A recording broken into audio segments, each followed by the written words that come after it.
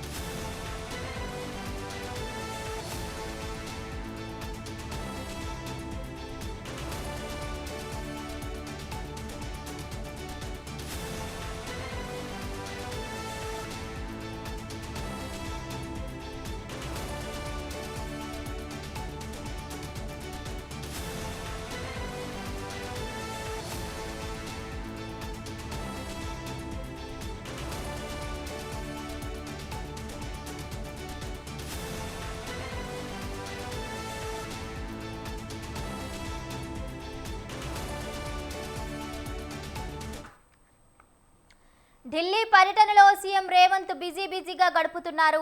పర్యటనలో భాగంగా సీఎం రేవంత్ రెడ్డి ఇవాళ రాష్ట్రానికి సంబంధించిన పలు అంశాలపై పలువురు కేంద్ర మంత్రులతో భేటీ కానున్నట్లుగా తెలుస్తోంది.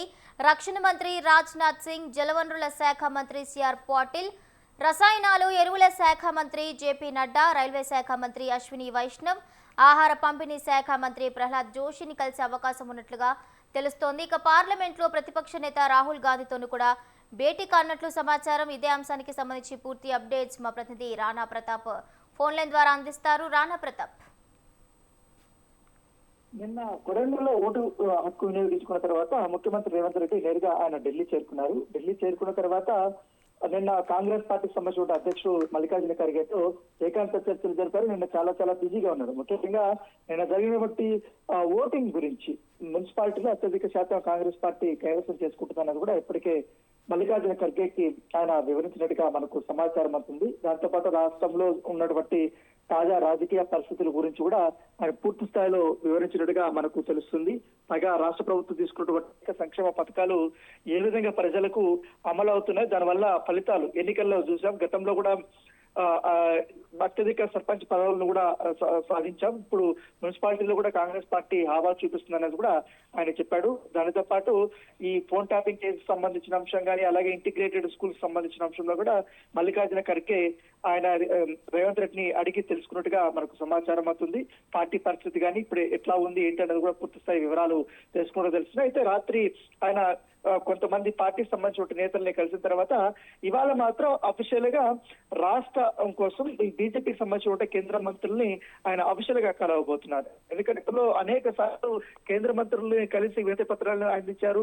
దాంతో పాటు ఆంధ్రప్రదేశ్, తెలంగాణ మధ్య ఈ జల వివాదం అనేది కూడా మొదటి నుంచి కూడా ఉంది కాబట్టి ఈ ప్రాజెక్టుల విషయంలో ఈ ఆంధ్రప్రదేశ్ తీసుకుంటున్నటువంటి కొన్ని ప్రాజెక్టులు మొదలు పెట్టాయి కాబట్టి తెలంగాణ నుంచి ఉన్నటువంటి అభ్యంతరాలని కేంద్ర మంత్రుల దృష్టికి ఆయన తీసుకెళ్లబోతున్నటువంటి నేపథ్యం అయితే కనపడుతుంది. దాంతో పాటు ఇటీవల కాలంలో బడ్జెట్ సమావేశాల్లో కూడా తెలంగాణకి ఇటు రైల్వే సంబంధించిన దీంట్లో కూడా సూపర్ ఫాస్ట్ ట్రైన్స్ కానీ ఇవన్నీ కూడా వాళ్ళు అలాకేట్ చేశారు కదా, వాటి గురించి కూడా ఆయన చర్చించబోతున్నట్టుగా మనకు సమాచారం అవుతుంది. రక్షణ సంబంధించినటువంటి విషయంలో కూడా ఇటీవల కాలంలో చూసాం మనం 3 జోన్లుగా ఇప్పటికే ఇటు ముఖ్యమంత్రి రేవంత్ రెడ్డి కూడా విభజించాడు కాబట్టి ఇటు సైబరాబాద్ కానీ అలాగే మల్కాజిగిరి కానీ ఇవన్నీ కూడా పెట్టారు కాబట్టి వాటికి సంబంధించిన అంశాలు కూడా రక్షణ శాఖ మంత్రితో ఈ బౌండరీకి సంబంధించిన అంశం పైన కూడా ఆయన చర్చించబోతున్నట్టుగా మనకు సమాచారం అవుతుంది. అదేవిధంగా ఇటు జేపీ నడ్డాతో ప్రత్యేక సమావేశం కూడా ఆయన నిర్వహించబోతున్నారు. సో మంత్రులతో సమావేశం అయిపోయిన తర్వాత ఏఐసిసి సంబంధించిన అంశంలో ఇప్పటికే లోక్సభ విపక్ష నేతగా ఉన్నటువంటి కాంగ్రెస్ నేత రాహుల్ గాంధీని ఇవాళ ఆయన ప్రత్యేకంగా రేవంత్ రెడ్డి కలవబోతున్నారు.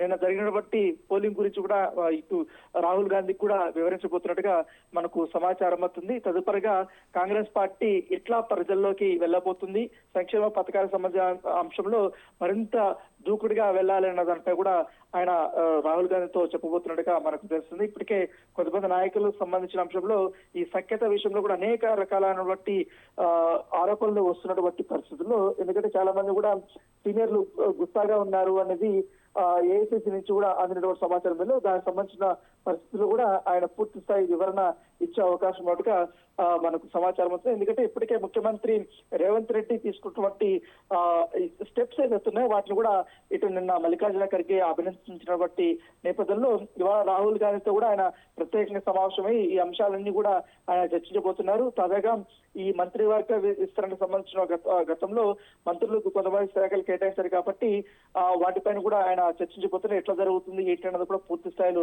ఆయన వివరాలంతా కూడా అందించబోతున్నట్టుగా మనకు సమాచారం ఉంది. అయితే ఇవాళ కీలకంగా ఈ జల వివాదం సంబంధించిన అంశంలో తెలంగాణ అభ్యంతరాల మీదనే ఎక్కువగా ఫోకస్ పెట్టినట్టుగా మనకు సమాచారం అవుతుంది. ఎందుకంటే గతంలో కూడా బీఆర్ఎస్ ఇదే అంశం పైన రకాల ప్రశ్నలు కూడా వారు సంధించారు.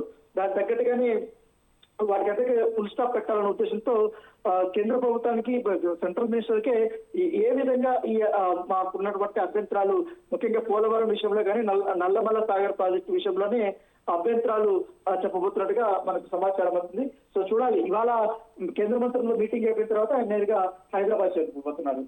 Right, thank you Rana Pratap, thank you for the updates.